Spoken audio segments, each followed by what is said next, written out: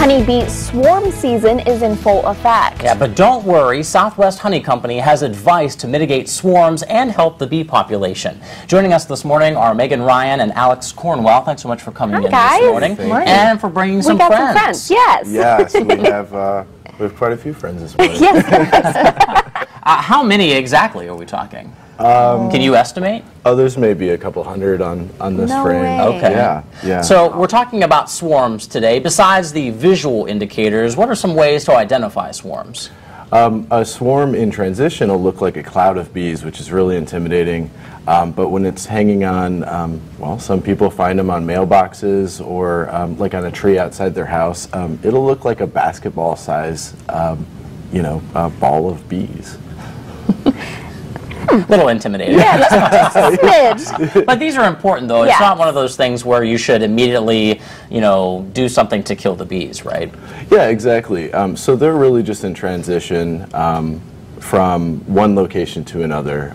When they outgrow their hive, they split their colony and they go to find a new home. Unfortunately, in the city, we find a situation where they're on somebody's mailbox, they're on somebody's overhanging porch or something like that, where somebody comes outside and says, "Hey, there's a big ball of bees, and I need something done about it. They can't stay here." Yeah. I know we just did a story, actually, where there was a vacant house and the bees were removed. So in a case like that, should people call you or call someone to come take care of the bees? Yeah, absolutely. You should never try to take care of the problem yourself by spraying it with anything. People think hey, if I spray it with water or insecticide, then they'll get rid of it. It just doesn't work that way, and it's not helpful for the bees either. You should always call a beekeeper if you think you've found a swarm of bees. Because bees are very, very important. And when it comes to swarms of bees, people obviously know, I hope they know that honeybees are very important to the environment. But how do you differentiate between a swarm of, say, wasps or a swarm of honeybees?